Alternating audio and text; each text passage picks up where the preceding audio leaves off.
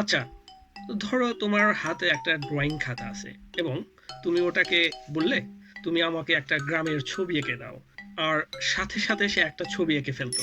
কেমন হতো? Generative AI ঠিক এই জাদুর মতোই কাজ করে। জেনারেটিভ এআই হলো কম্পিউটারের এমন এক বুদ্ধি বা ব্রেইন যা মানুষের মতো করে নতুন কিছু তৈরি করতে পারে। তুমি তাকে যা বলবে সে তাই বানিয়ে দেবে। যেমন ছবি, ধরো তুমি জেনারেটিভ এআই কে বললে কাঁঠাল গাছে একটা নীল রঙের বিড়াল বসে আছে, এমন একটা ছবি আমাকে এঁকে দাও। সে একদম আসল একটা ছবির মতন তোমাকে বানিয়ে দেবে। এ তো গেল ছবির কথা। আবার তুমি যদি বলো ভূতের একটা মজার গল্প বানিয়ে দাও, সে মুহূর্তের মধ্যেই তা লিখে ফেলবে। আবার তুমি তাকে বললে আমার স্কুলে আজ একটা বার্ষিক প্রোগ্রাম আছে, তুমি আমাকে সুন্দর একটা গান বানিয়ে দাও, সে সুন্দর একটি গান বানিয়ে দেবে।